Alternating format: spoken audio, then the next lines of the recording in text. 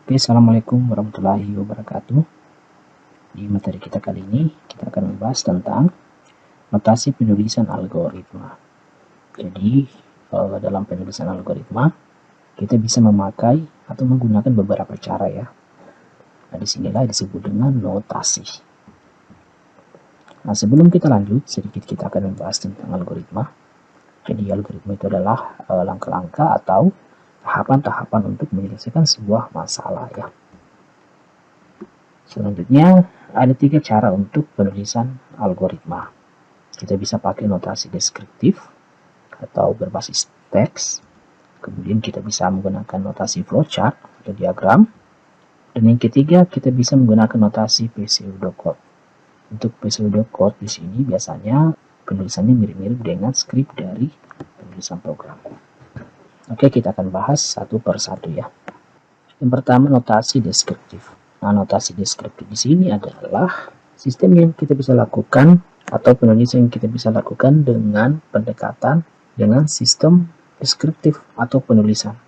Nah, di dalamnya kita bisa masukkan perintah-perintah atau instruksi-instruksi yang akan dilaksanakan dalam bentuk uraian kalimat. Nah, kalimat di sini berbasis deskriptif dan menggunakan bahasa yang jelas. Jadi, dalam menyelesaikan sebuah masalah menggunakan algoritma, kita bisa tulis menggunakan notasi deskriptif atau berbasis uraian kalimat ya. Nah, kalimat itulah yang akan digunakan untuk menyelesaikan masalah. Nah, kemudian notasi deskriptif ini disarankan untuk algoritma yang pendek. Karena apabila digunakan pada algoritma yang panjang, notasinya tentu akan panjang juga. Nah, hal ini juga kurang efektif untuk kita gunakan ya jika menggunakan algoritma yang panjang. Oke, jadi ada 3 bagian utama dari notasi deskriptif. Yang pertama ada bagian judul ya. Jadi tentunya dalam sebuah penulisan algoritma kita harus menuliskan judulnya dulu. Kemudian yang kedua ada deklarasi. Nah, deklarasi di sini digunakan untuk mendefinisikan semua nama yang digunakan pada algoritma.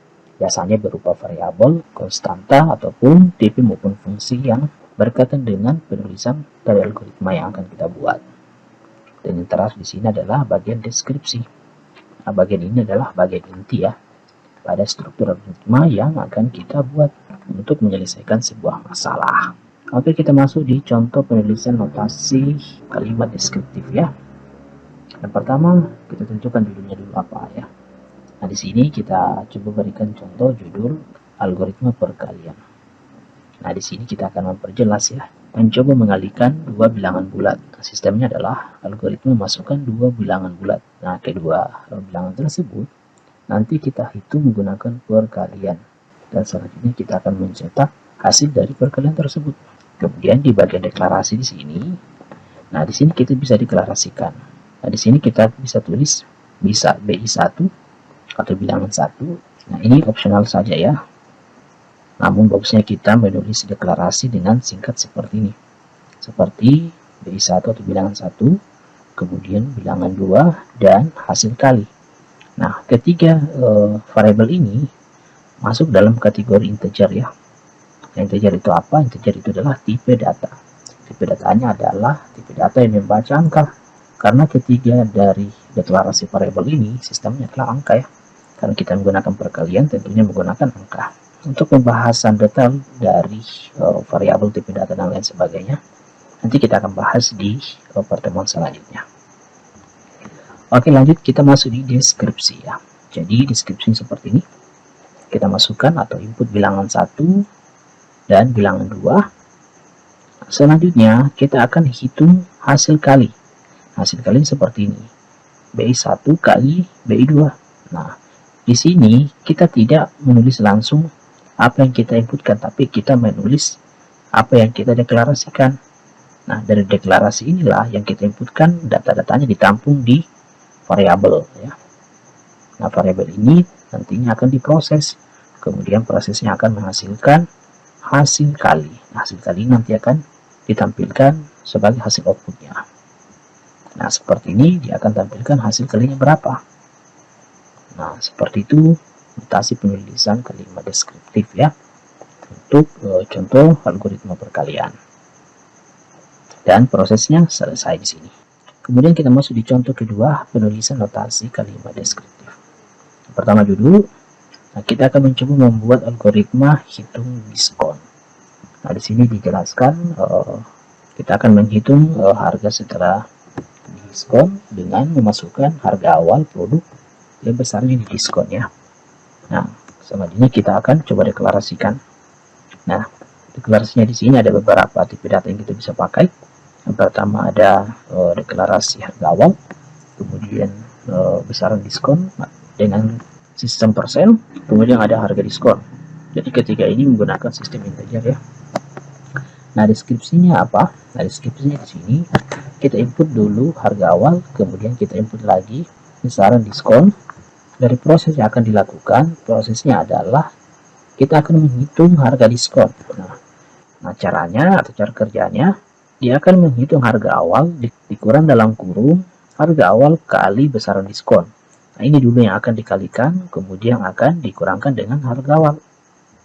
Nanti akan menampilkan hasil harga diskon. Dan prosesnya selesai. Nah, seperti itu penulisan notasi deskriptif. Kemudian kita masuk di contoh ketiga, penulisan kalimat deskriptif ya. Kita masukkan judul dulu.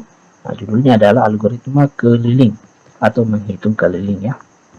Nah, di sini diperjelas tujuannya adalah untuk menghitung keliling persegi. Deklarasinya adalah sisi dan keliling. Nah, tipe datanya adalah integer atau int, sama saja dengan yang tadi. Jadi untuk algoritma keliling dia menggunakan dua variabel ya. Selanjutnya ada deskripsi. Nah, deskripsi di sini kita akan masukkan sisinya berapa. Nah, nanti dari sisi tersebut kita akan menghitung kelilingnya berapa. Nah, kelilingnya di sini adalah sisi kali 4 ya. Nah, seperti itu rumusnya. Nantinya kita akan tampilkan hasil dari keliling tersebut. Kemudian prosesnya selesai. Oke, jadi seperti itu penulisan notasi kalimat deskriptif. Kemudian kita bisa menggunakan notasi flowchart ya. Jadi untuk menyelesaikan sebuah masalah menggunakan algoritma, tidak hanya menggunakan notasi deskriptif saja, tapi kita bisa menggunakan notasi flowchart ya. Oke, jadi flowchart itu adalah penulisan algoritma dengan menggunakan notasi grafik atau grafis ya. Jadi akan ada simbol-simbol atau beberapa bentuk yang akan kita pakai dalam perancangan atau penulisan algoritma. Nah, flowchart ini adalah bagian yang memperlihatkan tahapan dari satu program dan hubungan antara proses beserta pernyataannya. Nah, jadi intinya di sini flowchart itu digambarkan dalam bentuk bagan. Kemudian ilustrasi ini dinyatakan dalam simbol. Nah, setiap simbol mempunyai makna tertentu untuk proses tertentu juga. Jadi masing-masing simbol memiliki makna ya. Oke, seperti ini simbol-simbol yang kita bisa gunakan dalam pembuatan flowchart. Yang pertama ada simbol terminator, ya bentuknya seperti ini. Ini kita bisa pakai untuk pembuatan awal dan akhir dari pembuatan flowchart. Kemudian ada simbol proses. Selanjutnya ada dokumentasi. Biasanya dipakai untuk berupa laporan untuk hasil dari print out. Nah, kemudian di sini ada decision ya. Biasanya dipakai untuk menentukan keputusan atau subpoint. Agar yang terhubung berbentuk decision untuk merujuk pada situasi-situasi yang berbeda. Nah, sesuai dengan keputusan yang akan kita gambarkan. Seperti untuk menentukan ya atau tidak, nanti digambarkan dengan sistem percabangan seperti ini. Kemudian di sini ada data. Nah, data di sini bisa kita pakai untuk hasil dari input dan output dari flowchart yang kita gunakan. Nah, seperti ini. Kemudian ada gambar bundar ya. Nah, biasanya dipakai untuk menghubung alur dalam halaman yang sama. Kemudian ada menghubung alur dalam halaman yang berbeda. Dan terakhir di sini adalah flow ya atau arah alur dalam konsep. Oke, kita langsung masuk di contoh kasusnya. Contoh di sini kita akan membuat flowchart hitung persegi panjang ya. Nah, flowchartnya kita mulai dari start tentunya ya. Kita mulai dulu. Selanjutnya kita akan deklarasikan panjang, lebar, dan luas. Jadi kita buatkan deklarasinya dulu dalam bentuk variabel. Nah, selanjutnya kita akan masukkan nilai panjang dan lebar ya. Nah, simbolnya seperti ini untuk simbol input dan output ya. Kemudian di sini persegi panjang, di sini simbol untuk proses. Nah, untuk menghitung dari luas, maka rumusnya adalah panjang kali lebar ya. Nah, selanjutnya dia akan menampilkan hasil dari luasnya berapa. Nah, hasil dari nilai luas tersebut diperoleh dari panjang kali lebar yang kita sudah inputkan di atas. Kemudian prosesnya selesai. Nah, seperti itulah contoh penulisan algoritma untuk menghitung persegi panjang ya. Kemudian kita masuk di contoh kedua, yakni flowchart menentukan kelulusan. Nah, di sini kita mulai dulu. Selanjutnya kita akan deklarasikan data apa yang akan kita masukkan. Nah, di sini ada dua data, yang pertama nama dan nilai ya. Selanjutnya di sini kita akan masukkan atau input nama dan nilainya berapa ya. Nah, di sini ada kondisi ya. Nah, kondisinya adalah jika nilainya lebih besar atau sama dengan 56 ke atas ya, maka dia akan lulus ya. Jadi keterangannya akan lulus. Namun, jika nilainya lebih kecil dari 56 ke bawah, maka nanti keterangannya adalah tidak lulus ya. Nah, dari dua pilihan tersebut yang mana memenuhi syarat, maka dia akan ditampilkan dalam bentuk hasil ya. Hasilnya adalah nama. Keterangan di sini keterangannya bisa lulus atau bisa tidak, tergantung dari inputan yang kita masukkan. Contoh kita masukkan nilai 90. Nah, nilai 90 tersebut itu lebih besar dari 56, maka keterangannya adalah lulus ya. Nah, jika kita inputkan nilai 30, maka dia tidak akan lulus. Kenapa? Karena nilai tersebut itu lebih kecil dari 56 ya. Nah, dari hasil keterangan tersebut nanti prosesnya selesai. Oke, selanjutnya kita masuk di notasi pseudocode ya. Nah, notasi dari pseudocode di sini bisa kita artikan atau istilah lainnya adalah kode semu ya. Maksudnya adalah notasi ini adalah sebuah cara untuk penulisan sebuah program yang informal atau tidak formal ya, dan dapat dibuat dengan kaidah yang ditentukan sendiri. Jadi sistemnya di sini bebas ya.